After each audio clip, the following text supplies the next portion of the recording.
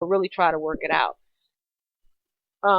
Sometimes, unfortunately, separation for a period of time might help to work it out.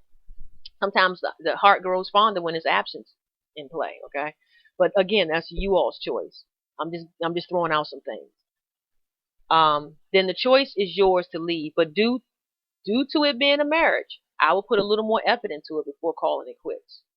I'm only speaking to the ones that are married, the ladies who are married. Okay. And number 5, last but not least, men who say they cheated because the temptation was way too great. Really? Okay, well, that is totally absurd. Again, when faced with temptation of any kind, and I mean anybody, not just men, but right now we're talking about the men, of course. When faced with temptation of any kind, you need to have self control. Simple as that. Self control. This is all about growing up. This is all a part of maturity, okay? Without it, you are in trouble because you will allow those temptations in life to lead you, and you will not be in control to follow your own destiny. I mean, seriously, I don't want anything to control me. I don't want anything to lead me. I want to be able to have some type of say about what's going on in my life. This goes for us ladies as well, of course. Um, Now, there's a couple of sayings that I like. I mean, they're not. It's not like I created them, or even the people who are here that I have to quote who had created them. I'm sure a lot of us have had these thoughts in our minds plenty of times before. There's someone else that was saying it, but because these people put it down in writing, I have to give them the credit. So you have Steve Maraboli, who wrote Unapologetically You, Reflections on Life and Human Experience. And he says these two quotes that I like. Stop blaming outside circumstances for your inside chaos. Okay? The second one he says is happiness has to do with your mindset and not your outside circumstances. And then you have Martha Washington. And she says the greater part of our happiness or misery depends upon our dispositions and not upon our circumstances. I disagree with those wholeheartedly, okay? Ladies, this is one of the number one reasons why I can't state this enough. I want you to build up your mental health and not be depressed or desperate when dating or accepting a marriage proposal. Because some men can tell women who are in that state and know that if they cheat, you will be more than likely to forgive and forget. And not because you're so loving or understanding, but because you are desperate, which is not a reason for you to deal with that type of behavior. And it gives him, honestly, a confirmation a lot of times that they're right about what they felt about you. And then it gives them free rein to continue the shameful behavior. So I would say to those that have not yet visited my website, LakeishaSpeaks.com, www.lakeishaspeaks.com, to visit, because there's a post on there titled The 3 Ds to Avoid When Dating. And you need to read that because I go into more detail as to why it's really important not to be in any desperate or depressed state when you're dating, okay, or making any type of very important decisions. And I will tell you guys, it's funny because I just got a marriage proposal this week, recently, okay, from a long time ago friend, someone I hadn't talked to I hadn't talked to them on the phone in probably about a year, and I hadn't seen them in about 2 years. And you know how paths cross. And next thing I know, this person was telling me how they felt in the past and everything that happened to them in the last couple of years. And I mean, just like, just overwhelming. Okay. And it was weird because at one time I really had feelings for this person that if they had asked me that some years ago, I probably would have said yes. But it was so obvious that it didn't, I knew they cared about me, always had, but I knew because I'm celibate right now, okay?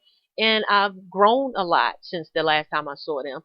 It was so obvious to me that right now, it was obvious and sad that they still care, but they are not really, in love and where they need to be to really ask me a question that's so such an important question like that right now in their lives. It's apparent to me that they just went through a whole lot of life reflections. They had some type of letdown from someone else, and they gave them a lot of time to think. And so you know how people think, what was another real good one that I had? Oh man, I can't believe I don't talk to that person anymore. I hadn't talked to them in a while. And, I so wish if I had another chance, I would do this.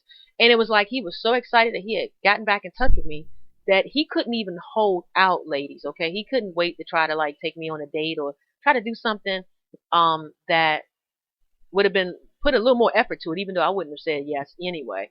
But I just was floored at how little effort went into it. He just spilled it out over the phone, and we can go take a cruise, and this man is not without means, okay? But that is not the reason why I would have wanted to be with him in the first place. That wasn't the reason why I would have probably said yes if he asked me a few years back.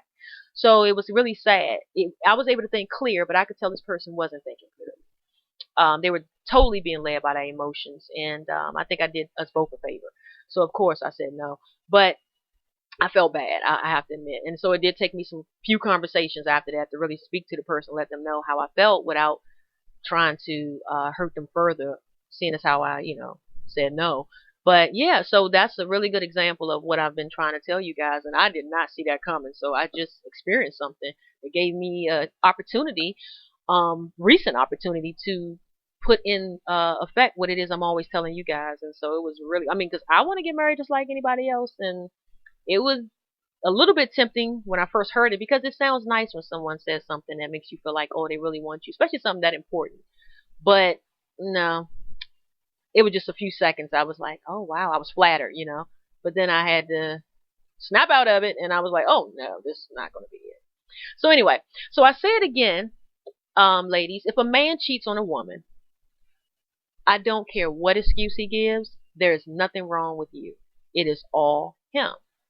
And some of you are probably saying, wow, how can she say that? How can she make a claim like that without knowing the details of the situation or even the personality of the individuals?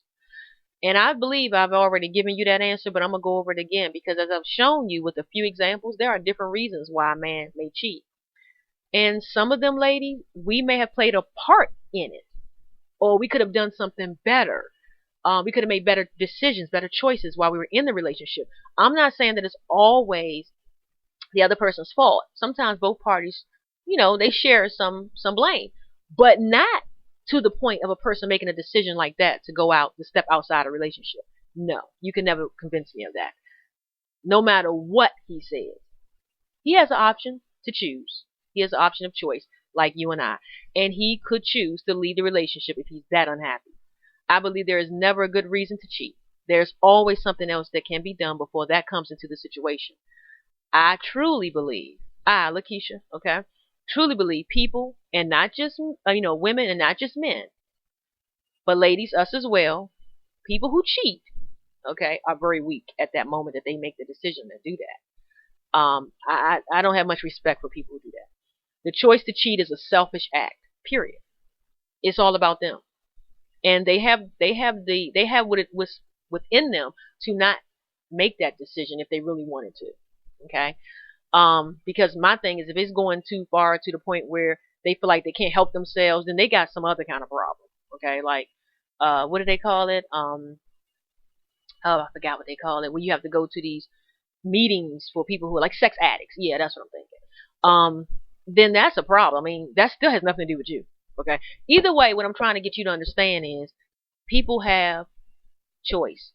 That's why I'm always trying to get you ladies to understand that you have decisions too, and you just need to learn to make better ones. But people have choice. And it's just all about the decisions that they make. There's no, oops, I'm sorry, I accidentally slept with this person or whatever. You don't just fall into bed. You have to plan, arrange a date, a time, or whatever. Even if you find yourself alone with someone and all of a sudden the desire becomes overwhelming. I'm sorry, if you really don't want to cheat, you know how to get your tail up and say, look, I'm sorry, I gotta go. I mean, you see it in the little cheesy movies all the time, okay? Oh, I'm sorry, I can't do this, I gotta go. And he's looking like, oh, I can't believe you're gonna leave me like this. Okay, well, she did. She left, okay? She got up, she ran, she walked away, whatever. The point is, that is real life, and people can do it. So the ones that act like they had no choice or they try to blame you for the reason that they cheated is a cop-out. It's an excuse, and it's not acceptable, okay?